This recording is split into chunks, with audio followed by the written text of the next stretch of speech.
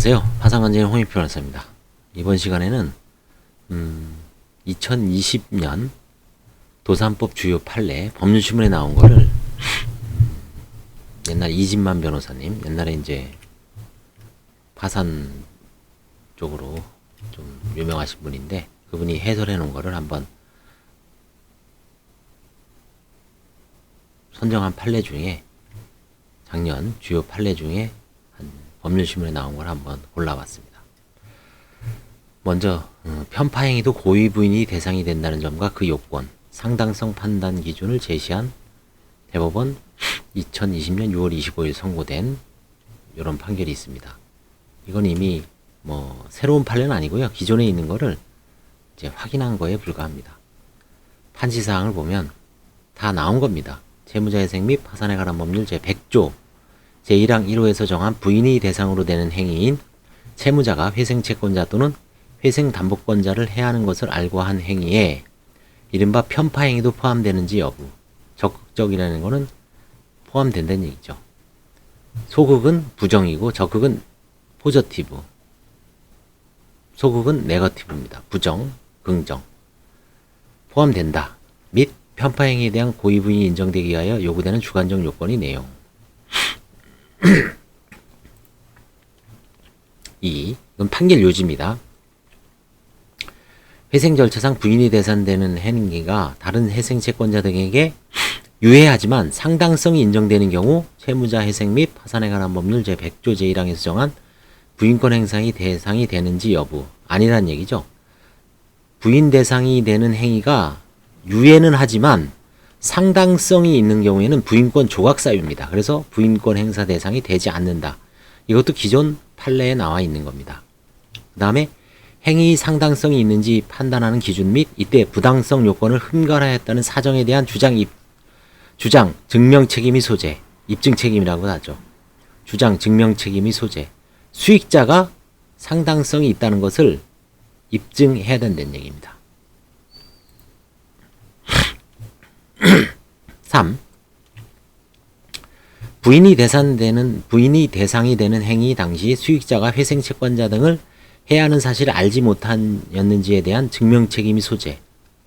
그러니까 선이냐 악이냐를 누가 입증해야 되냐? 수익자라는 얘기죠. 부인이 대상이 되는 행위 당시 채무자가 채무 초과 상태에 있어야만 부인권을 행사할 수 있는지 여부. 아니란 얘기죠. 이 부인권 행사에서는 민법 사행위와 달리 사행위에서는 채무 초과를 요건으로 합니다. 객관적 요건으로. 근데 부인권에서는 반드시 채무가 초과인 상태를 오히려 자산이 더 많아도 부인될 수 있다는 겁니다. 그게 편파행위죠. 편파행위 당시 채무자가 채무 초과 상태에 있었는지에 대한 수익자의 인식 여부가 선의 인정이 주된 근거가 될 수 있는지 여부. 아니란 얘기죠. 채무 초과 여부와 무관하게 선의 악의는 그것과 무관하다. 채무 초과와는 따라서 독립적으로 수익자가 적극적으로 입증을 해야 된다는 얘기입니다. 막연히 그냥 채무자가 채무 초과 있었으니까 뭐 악이라든지 아니면 선이냐 그건 아니란 얘기죠. 채무자가 자기가 보기에는 재산이 많았으니까 나는 선의입니다. 아니란 얘기죠.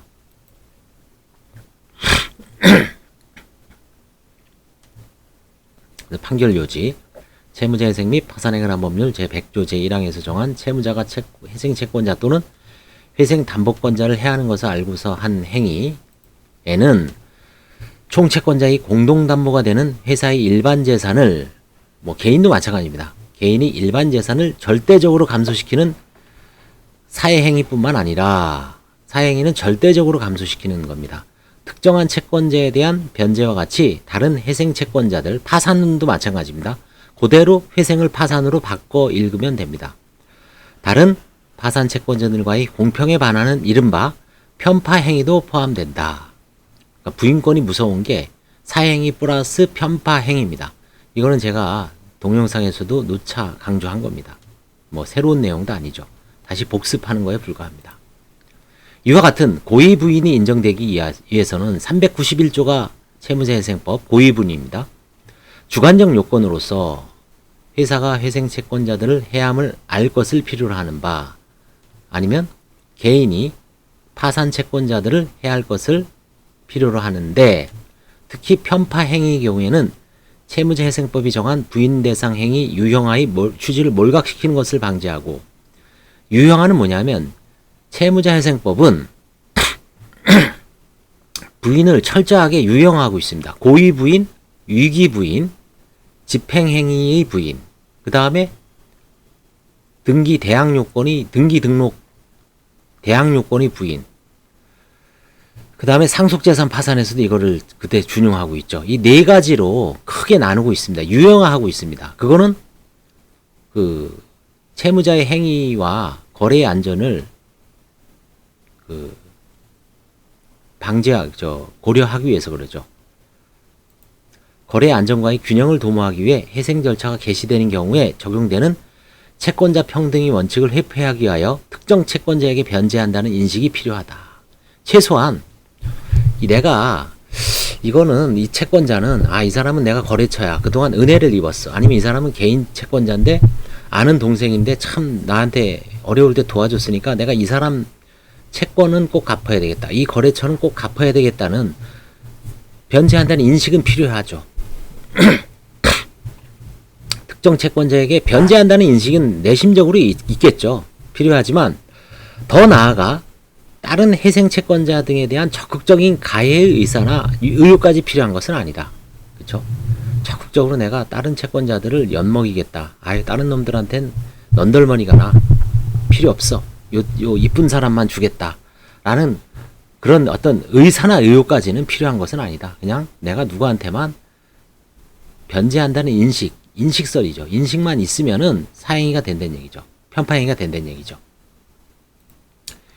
두 번째, 회생 절차상 부인이 대상되는 행위가 회생 채권자 등에게 유해한다고 하더라도 행위 당시 개별적 구체적 사정에 따라서는 당해 행위가 사회적으로 필요하고 상당하였거나 불가피하였다고 인정되어 회생 채권자 등이 회생 회사 재산이 감소나 불공평을 감수하여야 한다고 볼 수 있는 경우가 있을 수 있고, 그렇죠. 이건 상당성에 관한 겁니다.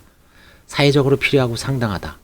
이 주로 대표적인 게 뭐냐면 돈을 땡겨다가 아니면 회사의 유일한 자산을 근로자, 약자, 근로자의 임금을 지급한다든지 아니면 자기보다 더 어려운 거래처한테 지급한다든지, 그렇죠? 그런 경우에는 아니면 회사를 운영하기 위해서 반드시 뭔가 수리를 하기 위한 어떤 수리 대금을 변제한다든지, 그렇죠? 그런 게 필요하겠죠. 아니면 그 연료 대금을 외상 대금을 지급하지 않으면 회사에 어떤 반드시 필요한 소재 부품을 공급받지 못해서 완성품을 만들 수 없었다든지, 회사의 운영에 아주 필수적이죠. 그런 경우에 일부 회사 재산이 감소하고 그 특정 채권자한테 변제되었다고 하더라도 이런 네 가지 케이스에는 재산이 감소나 불공평을 감수할 수밖에 없지 않을까. 그게 상당성입니다. 그러니까 결국 이거는 케이스 바이 케이스입니다. 정답이 없습니다. 구체적 사정에 따라서 개별적인 판단은 그 사람별로 다를 수가 있기 때문에 통상적인, 평균적인 어떤 그 관념, 인식, 그런 걸로 판단할 수밖에 없죠. 그와 같은 예외적인 경우에는 채권자 평등, 채무자의 보호와 이해관계의 조정이라는 법의 지도 이념이나 정의관념에 비춰 채무자회생법 100조 1항에서 정한 부인권 행사의 대상이 될 수 없다. 부인권 행사를 양보를 해라. 왜? 이런 경우에는 채권자 평등이나 채무자의 보호보다는 그 상대방의 이익이 더 약자를 보호해야 된다는 얘기죠. 그렇죠? 거래의 안전을 더 우선시하고 그 사람한테 수익을 그대로 근로자 임금 줬다고 해서 뺏을 거예요. 그렇죠? 그 다음에 그 부품이 안 들어오면 이거를 공장을 굴릴 수가 없는데 그 부품 줬다 그래서 다시 돈 내놔라, 토해내라. 그 다음에 하도급 업체예요. 명절 때 그동안 하도급 대금이 밀려갖고 그 회사가 되게 나보다 훨씬 더 열악한 회사인데 그 회사의 어떤 하도급 대금을 일부 좀 변제를 했다. 그런 경우에도 상당성 있는 행위로 봅니다.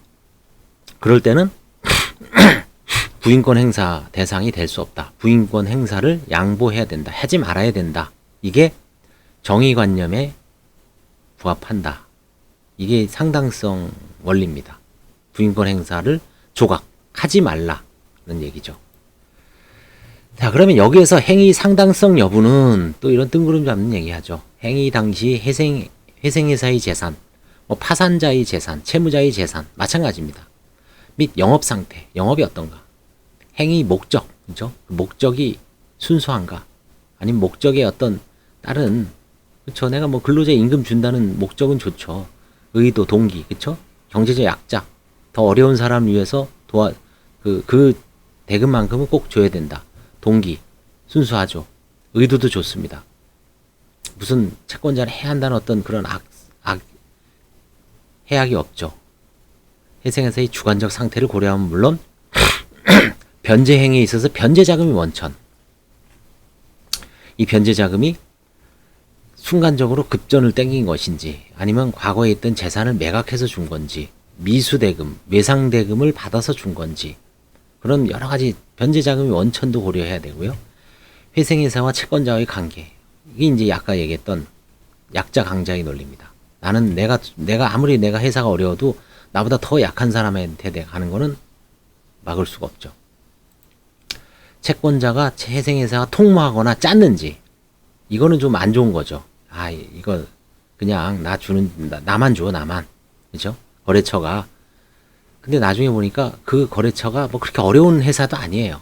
잘 굴러가는 회사인데, 이 회사 사장하고 아주 가깝단, 뭐, 고등학교 동창이다. 아니면 개인적인 어떤 처남 회사라든가, 가족 회사라는 이유만으로 줬다. 그럼 통모 가능성도 있죠. 그런 경우는 부인해야 되겠죠.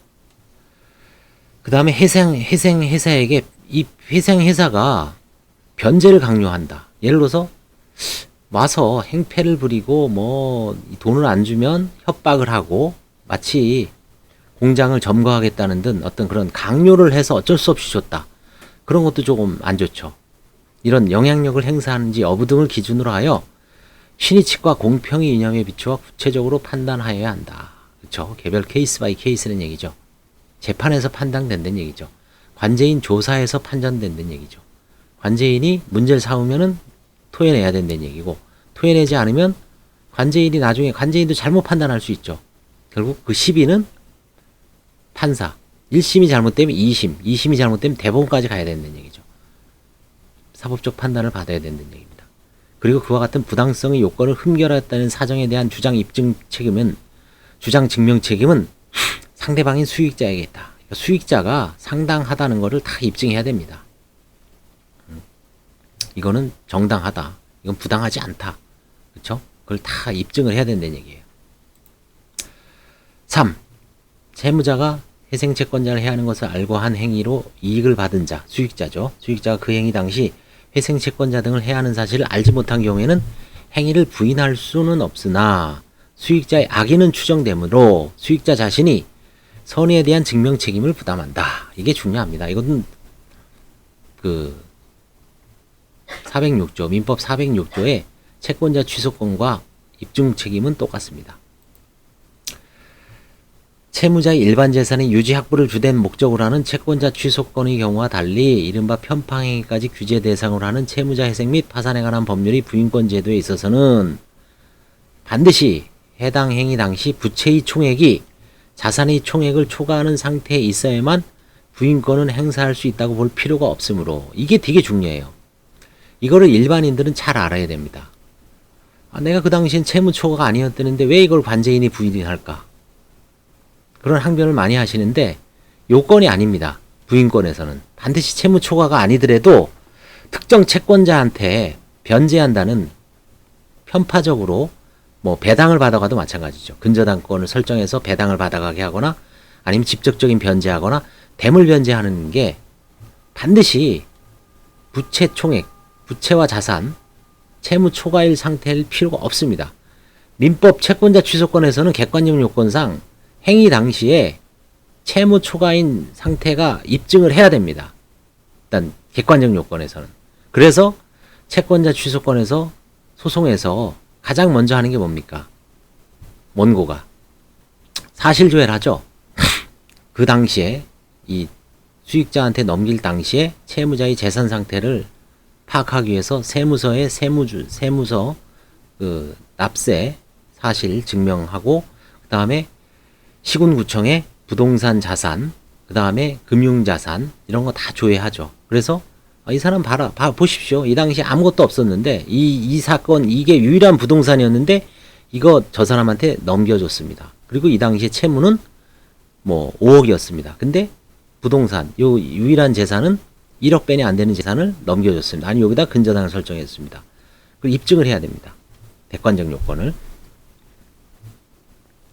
근데 여기서는 객관적 요건이 자산 부채가 반드시 부채가 자산을 초과할 필요가 없다. 편파행위 당시 채무자가 채무 초과 상태에 있었는지에 대한 수익자의 인식 여부를 선의 인정이 주된 근거로 삼아서는 안 된다. 참조조문 똑같죠. 100조. 이게 406조가 사행위 소송입니다. 대법원 판례 기존에 있는 거죠. 이건 요지 1, 2, 3 다 예전에 나온 판례입니다. 사실 새로운 판례는 아니에요. 그래서 이게 원고가 STX 유명했죠. 옛날에 STX 건설, STX 조선, 그쵸? STX, 그쵸? 한때 잘 나갔는데 지금 회생 중이죠. 회생 채무자. 지금 어떻게 될지 모르죠. 홍성준 변호사님, 도산에서 유명하신 분이죠. 이쪽에서 원고 상고를 했네요. 피고는 누구냐? 군인 공제입니다. 이쪽은 세종 담당 변호사 이영구. 이영구 변호사님도 도산법학회 회장도 하시고, 이분도 옛날 서울중앙지방법원 파산부 판사님 부장판사도 하시고, 파산 쪽에서는 양쪽 다 유명하신 분입니다. 홍성준 변호사님도 판사 출신이고요. 이분은 이제 부장판사 출신이고, 홍성준 변호사님은 평판사 거의 부장 달기 직전에 이제 태평양으로 가셨죠. 이분은 세종 대표도 하시고, 양쪽 거인이 맞붙었습니다. STX 건설하고 군인공제하고, 원심 판결은 서울고등법원 판결이에요. 원심 판결을 파기하고 사건을 서울고등법원에 환송합니다. 그죠? 환송됐습니다. 태평양이 이겼네요. 세종이 지고. 상고 이유를 판단한다. 아까 나온 얘기를 여기서 이제 주절주절 하는 겁니다. 뭐 다시 한번 쭉 읽어볼 필요는 있습니다. 원심은 판시와 같은 이유로 채무자 회사가 누구예요? STX 건설이죠. 2011년도 말경 또는 이 사건 변제행위 이전에 이 사건 사업을 완전히 포기하여 이 사건 사업에서 시행이익이나 시공이익을 전혀 기대할 수 없었다는 원고의 주장을 배척한 제1심 판단을 그대로 유지했다. 원고의 주장을 배척을 했죠. 원심 판결 이유를 관련 법리와 기초에 보면, 원심 이와 같은 판단의 논리와 경험의 법칙을 위반하여 자주심 중지의 한계를 벗어나 사실을 잘못한 인정한 등으로 판결에 영향을 미친 위법이 없다. 그렇죠? 결국 상고 이유 2, 3점이 이제 주된 내용입니다. 이게 이제 쟁점이에요. 이름 뭔지 몰라요. 상고가 어떤 이유를 했는지도 우리는 알 필요도 없고 중요한 건 이겁니다. 세무자회생법 100조. 이게 이제 회생에서의 부인권입니다. 파산도 이걸 그대로 준용을 합니다. 채무자가 회생채권자, 파산채권자 또는 회생담보권자. 파산에서는 파산담보권자라는 건 없습니다. 그냥 별채권자죠. 해야 하는 것을 알고 한 행위에는 총채권자의 공동담보가 되는 회사의 일반 재산, 사행위뿐만 아니라 뭐라 그랬어요? 공평에 반하는 편파행위도 포함된다 그랬죠. 이건 똑같죠. 아까 사행위 플러스 편파행위. 다시 복습, 3번 복습을 하는 거예요. 이와 같은 고의 부인이 인정되기 위해서는 주관적 요건으로서 회사가 회생채권자들을 해야 하는 것을 유해성이라고 합니다. 유해성은 필요로 해요. 근데 특히 편파행위 경우에는 채무자회생법이 정한 부인 대상 행위 유형의 취지를 몰각시키는 것을 방지하고 거래 안정과의 균형을 도모하기 위해 회생 절차가 개시되는 경우에 적용되는 채권자 평등의 원칙을 회피하기 위하여 특정 채권자에게 변제한다는 인식은 있어야 됩니다. 이 인식마저 없으면 부인 대상은 아니죠. 인식은 필요하지만 더 나아가 회생 채권자 등에 대한 적극적인 가해의 의사나 의혹까지 필요한 것은 아니다. 이 대법원 이미 예전에 2006년도에 대법원 판례가 이게 나왔습니다. 회생 절차상 부인이 대산되는 행위가 회생 채권자 등에게 유해하다고 하더라도 행위 당시 개별적 구체적 사정에 따라서는 당해 행위가 사회적으로 필요하다고 상당하였거나 불가피하였다고 인정되어 회생 채권자 등이 회생회사 재산이 감소나 불공평을 감수하여야 한다고 볼 수 있는 경우가 있을 수 있죠. 이게 이제 상당성 이론입니다.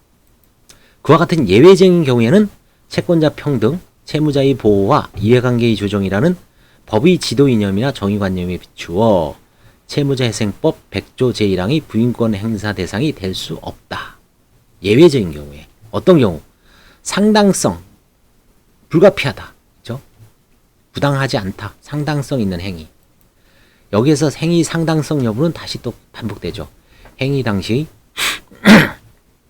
회생회사의 재산 및 영업상태, 행위 목적, 의도와 동기 등 회생회사의 주관적 상태를 고려한 물론 변제행위에 있어서는 변제장의 원천, 회생회사와 채권자와의 관계, 채권자가 회생회사와 통모하거나 회생회사에게 변제를 강요하는 등의 영향력을 행사했는지 여부 등을 기준으로 하여 신의칙과 공평의 이념에 비추어 구체적으로 판단하여야 한다. 대법원 판례가 많죠. 2007년에도 있었고 11년도 있었고 이 사건 2021년 20년이죠. 6월 25일 날 선고된 이 판례도 기존에 있는 판결을 인용해서 설치한 거에 불과합니다. 새로운 판례는 아니에요. 다시 계속 반복되는 거죠. 그리고 그와 같은 부당성의 부당성의 요건을 흠결 어려운 용어지만 결하였다. 없었다는 사정에 대한 주장 증명 책임은 상대방인 수익자에게 있다. 관제인에게 있는 게 아니에요.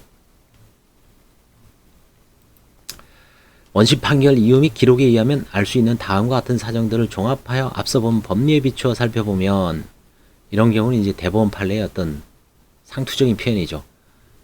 이러이러한 사정들을 종합하여 앞서 본 법리에 비추어, 그죠?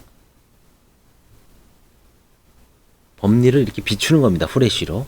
비추어 살펴보면 다음과 같은 것을 알 수 있다는 얘기예요. 뭘 알 수가 있나? 이 사건 사업의 시공사로서 연대 보증인에 불과한 채무자 회사가 STX건설이 부채 초과 및 유동성 부족, 연채무 연체 등 재무적 어려움을 겪으며 하도급 업체들에 대한 전자방식 외상 매출 채권 담보대출이 만기 도래를 앞둔 상황에서 특정 채권자인 피고, 여기서 피고는 누구죠? 군인공제입니다.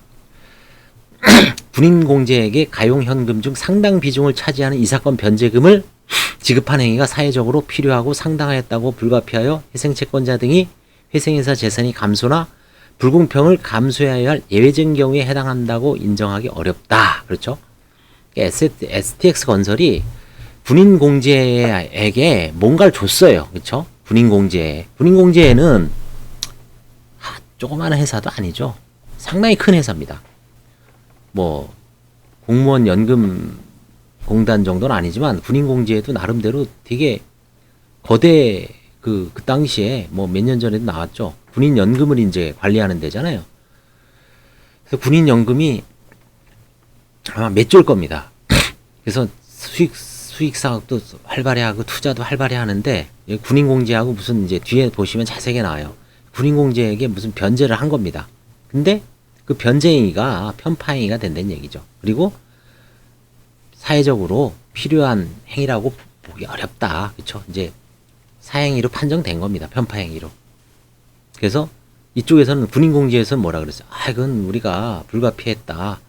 뭐 어쩌고 저쩌고 주장했지만 군인공제의 손을 들어준 게 아니라 STX건설. 웃긴 게 뭐냐면 STX건설 대표이사 회사가 한 거를 나중에 관리인이 있죠. 관리인. 이제 회생회사가 되잖아요. 그 관리인들이 이제 주로 누구냐면 법정 대리인 아까 나왔죠. 정구철. 그죠? 그런 사람들이 STX는 저거였죠. 그게 STX건설은 STX 관리인이 부인한 겁니다. 이거를. 전 대표이사가 한 행위를. 그쵸?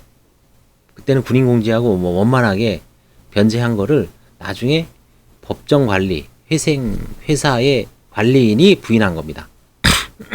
자기가 한 행위를 자기가 부인하는 거죠. 법적으로는 그렇죠. 사실 뭐 주체는 약간 다르죠.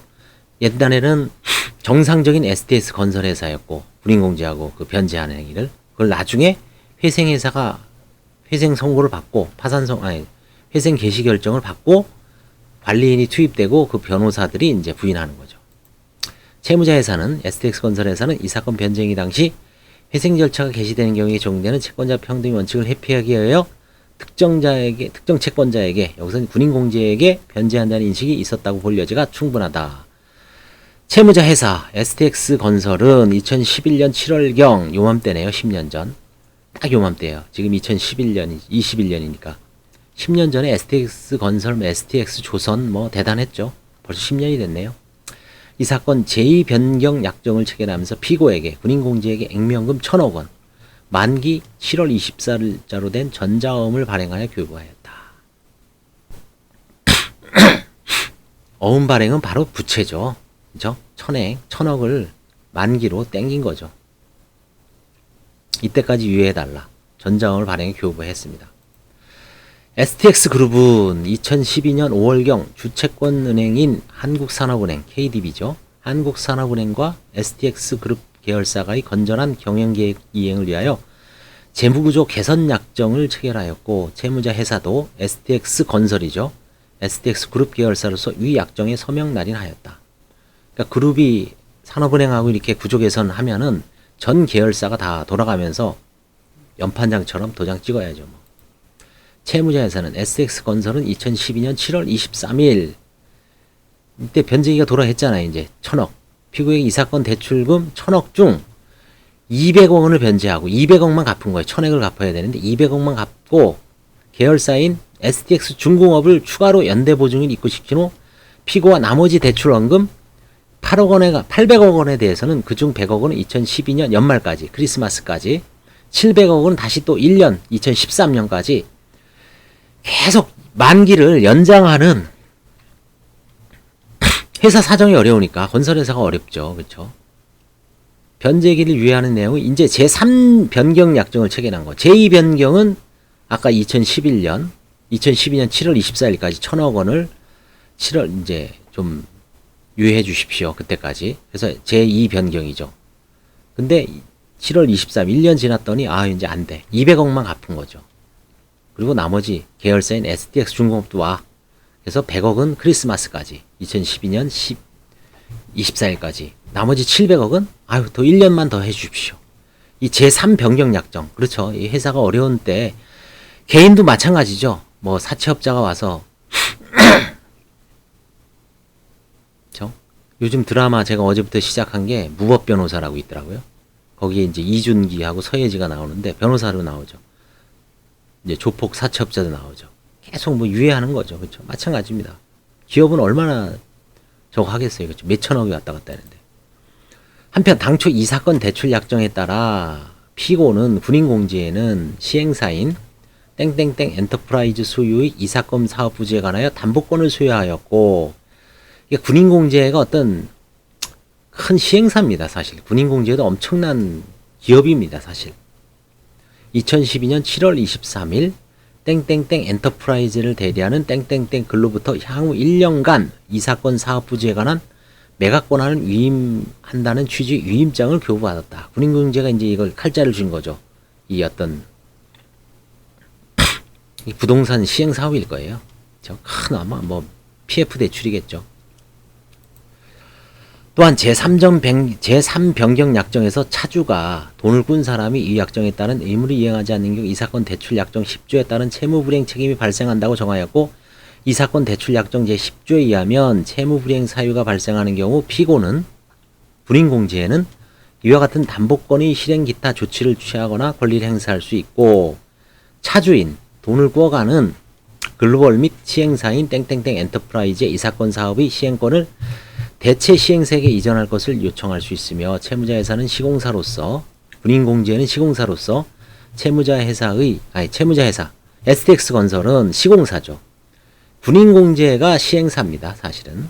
근데 STX는 시공사로서 채무자 회사의 부도, 회생 절차 등의 경우 시공권 및 유치권 등 일체의 권리를 포기한다. 그러니까 결국 구조가 군인공제가 시행사일 거예요. 시행사이면서 돈을 꿔주는 거죠. 이쪽 실질적인 시행사한테. 군인공제의 일종의 뭐 은행 역할을 한 거죠. 큰 사업의 차주로서 하고 STX건설은 시공사입니다. 근데 이 시공사가 부도가 나니까 이제 군인공제에서 개입을 한 거죠. 이 사업 부지에 대한 위임권을 다 갖는 거죠. 자기네가 돈 칼자를 쥐었으니까. 따라서 제3변경약정에서 정한 바에 따라 채무 불이행 사유가 발생하더라도 곧바로 채무자 회사의 STX건설에 시공권 포기 효과 또는 보유 자산에 관한 담보권 실형의 위험이 발생한다고 보기 어렵다. 그렇죠? 채무자 회사는 STX건설은 2012년 9월경 신용평가기관 기업이 한 기업업 등급이 투기 등급이 B 플러스 등급으로 하향되었고 이때부터 이제 완전히 평판이 다운된 거죠. 땡땡그룹, 이게 어떤 그룹인지 몰라도 STX그룹은 아닌 것 같아요. 땡땡그룹 부도 사태로 회사채 시장이 경색되어 차한 발행이 사실상 중단되었으며 외부 CP 발행이 중단되는 등 외부로부터의 차입금 조달이 거의 불가능한 상황에 이르렀다. 또한 이미 타 사업장에 대한 부동산 PF 사업이 난항으로 PF 대출금 채무의 만기가 도래하는 등 자금난을 겪고 있었고 특히 아파트 사업과 관련하여 차주인 주식회사 미니 DNC PF 대출금에 대한 채무자회사의 보증금 채무와 관련하여 채무자회사는 STX건설이죠. 2012년 9월경 만기가 도래했음에도 대출금을 상환하지 못하여 기한이 이익이 상실되었다. 2012년 9월부터 완전히 이제 자금이 작살난 거죠. STX건설이. 채무자 회사는 STX건설은 2012년 11월 20일부터 2012년 12월 30일까지 1일 자금 수지, 입금 마이너스 출금입니다. 거의 매일 적게는 몇억 원에서 많게는 100억 원 이상 적자가 발생하였고 이런 거 보면 이제 건설회사의 어떤 일생도 나오죠. 2012년 11월 30일경 B2B 차입금을 연체하며 시작하였으며 2012년 12월 30일경 직원들에 대한 급여도 이때까지 100억 해줘야 됐죠. 근데 100억을 갚기는커녕 그렇죠? 직원 급여 29억까지 밀렸어요. 그렇죠? 2012년 12월 30일 기준 채무자 회사의 STX건설의 자산 합계는 100만, 1000만, 억, 10억, 100억, 1000억, 10만, 100, 1000만, 10만, 100만, 1000만, 억, 10억, 100억, 1000억.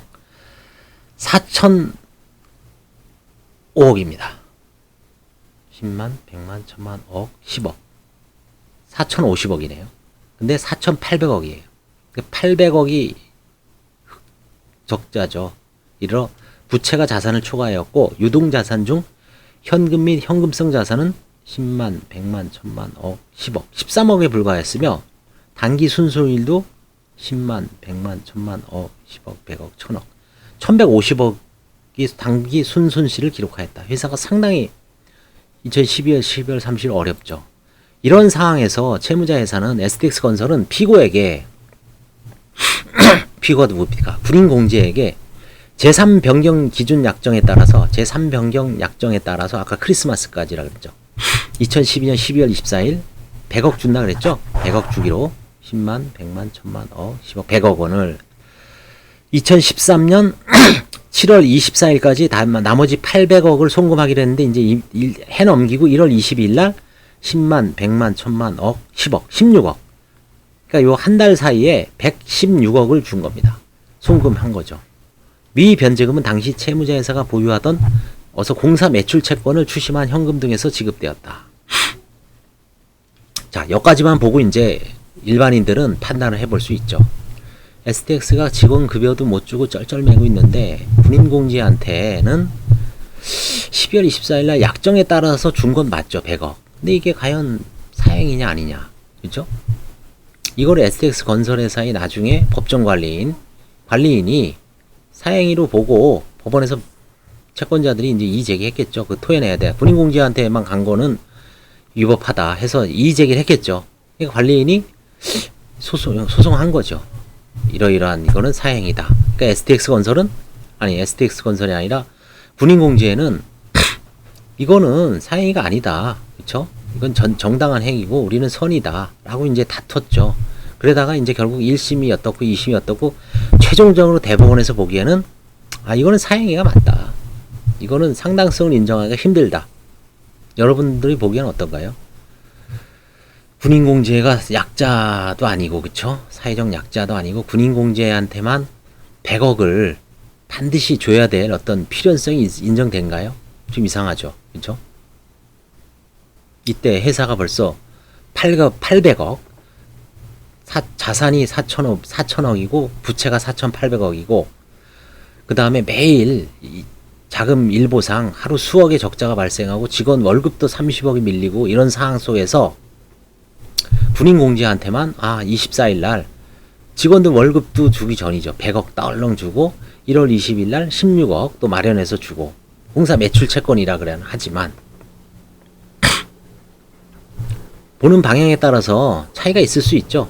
그래서 이제 소송이 어렵고 변호사가 힘든 게 이제 저거를 이제 1심, 2심 그쵸? 막 이것도 대법원 파기잖아요. 대법원까지 2심에서는 군인공제가 이긴 거죠. 근데 대법원에서 파기된 거 아닙니까? 그쵸? 요까지만 보면 이제 사실관계는 다 정리가 된 거죠. 2011년부터 12년, 13년까지 제1 약정이 있었고 제2 변경 약정이 있었고 제3 변경 약정이 있었고 제3 변경 약정에 따라서 이렇게 지급을 한 게 이게 이제 토해내 군인공제는 억울하죠. 116억을 그대로 토해내야 되잖아요. 그렇죠? 그래서 군인공제는 참 억울하지만 그렇죠? 더 이상 계속 보겠습니다. 이 사건 변제 행위 이후 채무자 회사가 STX건설회사 경영이 정상화 등을 위하여 취한 조치에 관한 사정은 찾기 어렵다 이거죠. 채무자 회사는 STX는 2013년 약 35억 원의 급여를 연체하고 약 76억 원의 세금도 체납됐어요. 2013년 3월경에는 만기 도래한 하도급 업체들이 전자방식 외상 매출 대금 채권 담보대출을 결제하지 못하는 등 실질적인 부도 상태였습니다. 아니 하도급 업체 자기들보다 더 약한 약자인 하도급 업체들의 그 담보 채권도 대출도 결제를 못하면서 군인공제한테는 116억을 줬다. 직원들 월급도 못 내. 그 다음에 세금도 76억. 직원 월급도 아까 연말까지 29억인데 6억 또 늘어났죠.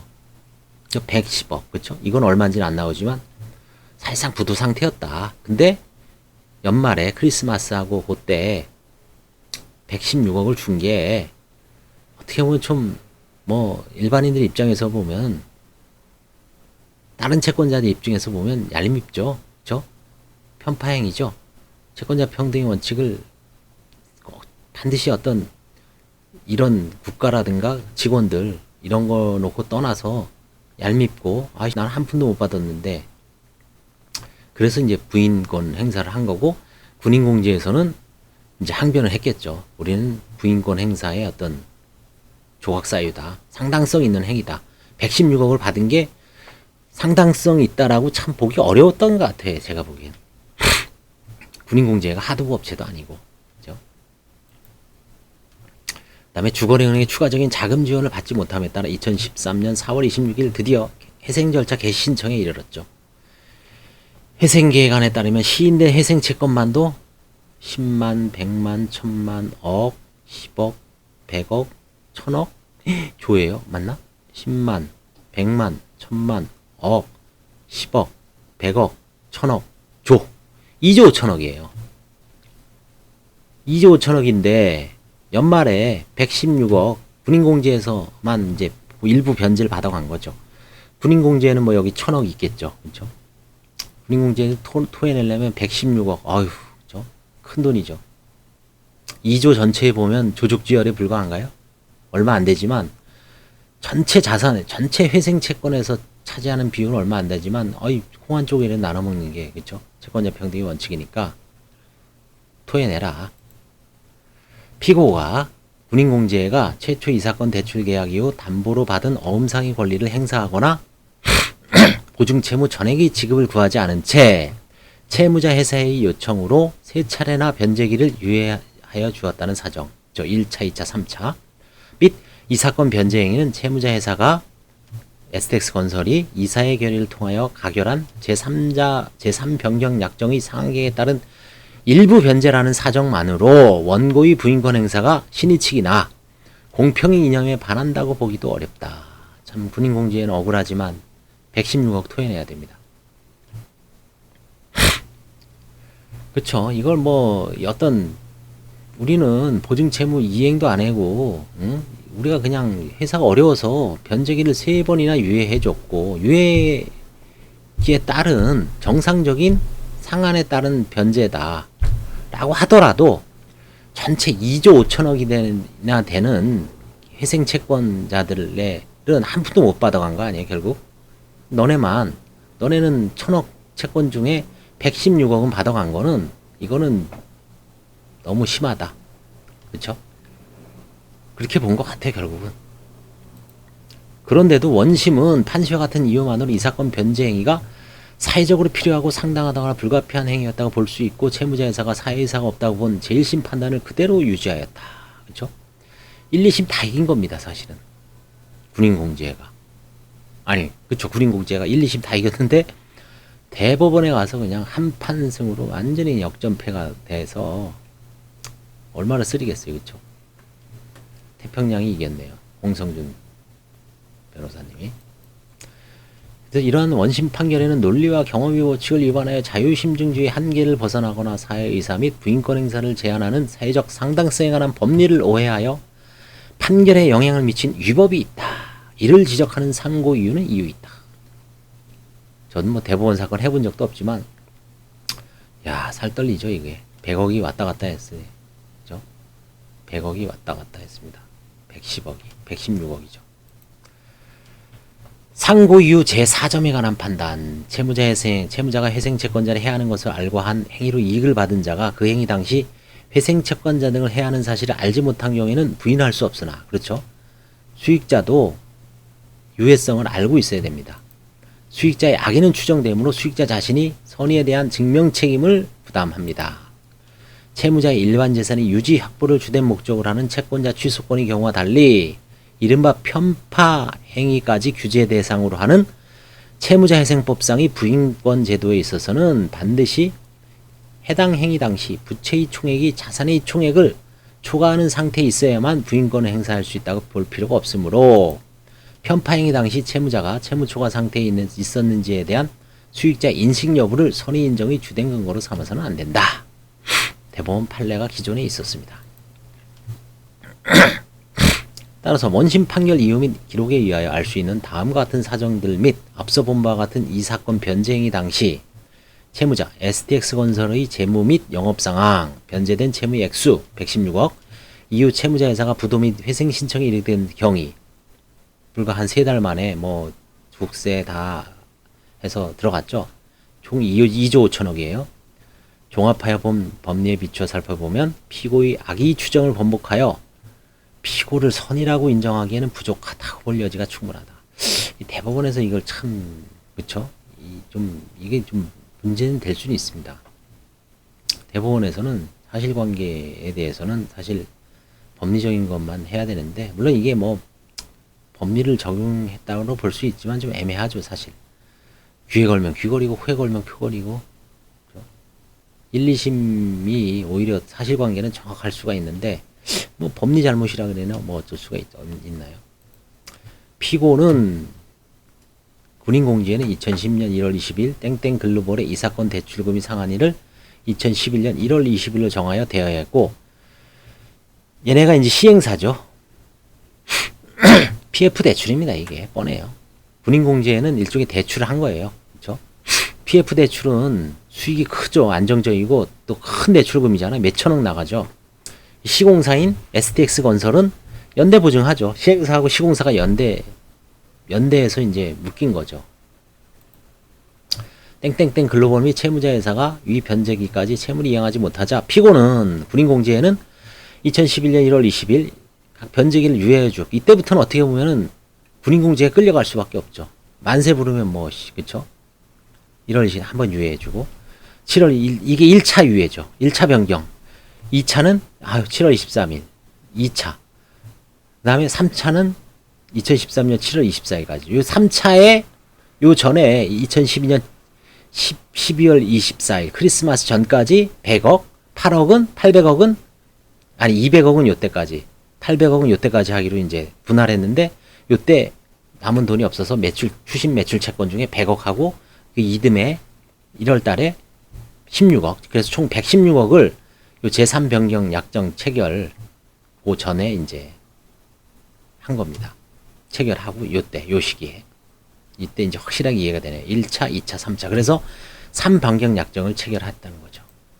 제3병 변경 약정을 앞둔 무렵 이 사건 사업은 당초 1일 14,000명 수용 규모의 근로자 숙소 204동 및 어휴 뭐 얼마나 큰데 14,000명을 수용해요. 근로자를. 엄청나네요. 외국인가요? 모르겠네. 부대시설 신축을 예정하였다가 2011년 9월경 2,000명 수용 규모의 근로자 숙소 30동만 준공한 후 미군 기지 이전 지연으로 추가 공사 착수가 지연되어 있었고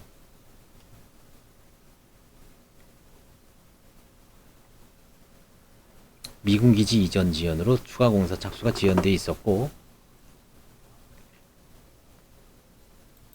이 사건 사업 부지 중 유효부지 매각 방안 등이 검토되었다가 금융위기 등으로 지연되는 등 사실상 중단된 상태인데 피고는 이와 같은 사정을 잘 알고 있었다. 군인공지에는 뭐 미군 기지와 관련된 것 같은데요. 평택 쪽인가? 또한 피고는 군인공지에는 채무자 회사가 금융위기 및 부동산 경기 침체에 따른 자금난으로 이 사건 대출금을 변제하는 것이 불가능하고 재무구조 개선 약정으로 STX 그룹으로부터 자금 지원을 받는 것도 불가능하다고 파악하고 있었다. 그렇죠. 충분히 뭐 선이라고 볼 이게 이제 악이라고 보는 거를 이렇게 이제 표현하는 거죠. 한편 피고는 시행사인 땡땡땡 엔터프라이즈 소유 이 사건 사업 부지 및 지상 건물에 관한 근저당권 및 땡땡땡 엔터프라이즈 발행 주식과 예금 계좌에 관한 또 질권도 보유하고 있었어요. 이 사건 대출금 뭐 몇 천억 원 정도 되는 것 같아요. 사업 부지 추정 매각가를 공제한 나머지 150억 원을 이 사건 대출 약정 해지했다는 예상 손실로 책정하고 이와 같이 이 사건 사업 및 채무자 회사를 통한 대출금 회수가 어렵다고 보아 제3 변경 약정을 하면서 채무자 회사의 계열사인 그렇죠. STX 중공으로부터 추가로 입보받았다 그랬죠. 연대보증. 그런데도 원심은 판시와 같이 이 사건 변제 행위 당시 채무자 회사가 채무 초과 상태에 있었는지에 대한 피고의 인식 여부를 주된 근거로 삼아 피고의 선의 수익 장변을 받아들인 제1심 판단을 그대로 유지하였다. 잘못됐다는 얘기죠. 채무 초과 상태에 있었는지 여부에는 인식 여부는 중요하진 않다. 이러한 판결에는 고의 부인에 있어 수익자의 선의에 관한 법리를 오해하여 판결에 영향을 미친 위법이 있다. 이를 지적하는 상고 이유는 이유 있다. 소송 절차 수개 신청인들이 소송 절차 수개 신청에 관한 판단. 소송 절차 수개 신청인들은 상고 이유서 제출 기간이 지난 후인 2017년 4월 또는 2017년 7월경 관리인 선임 결정이 이루어지거나 STX 건설자산관리 주식회사가 채무자 회사로부터 분할 설립되어 이 사건 소송 관련 권리 의무를 승계했다고 주장하면서 각 소송 절차 수개 신청을 하였다. 그러나 상고심의 소송 절차가 이와 같은 단계에 이르러 변론 없이 판결을 선고할 때는 소송 절차 수개 신청이 소송을 수개할 필요성이 없으므로 소송 절차 수개 신청들은 모두 받아들이지 않는다. 그러므로 원심 판결을 파기하고 이제 원심 판결을 파기했습니다. 그래서 이거는 뭐 새로운 판결은 아니고요. 기존에 있는 대법원 판결을 유해성, 그 다음에 유해성이 있어야 된다는 거, 그 다음에 편파행위에는 인식은 있어야 된다. 최소한 특정 채권자에게 변제한다는 인식은 있어야 되고, 그 다음에 악의는 추정되고 선의 입증 책임은 증명 책임은 수익자한테 있다. 그리고 수익자가 사회적으로 필요하거나 상당성 있는 행위였다는 것을 주장 입증해서 부인권 행사의 조각 사유를 입증을 해야 된다는 얘기죠. 근데 여기서는 군인공지에서는 입증에 실패해서 결국 대법원 판례 1, 2심에서는 이겼는데 대법원에서 파기환송되는 바람에 결국은 STX 주식회사 XTX 건설의 관리인이 결국은 116억을 아마 받았을 것 같습니다. 감사합니다.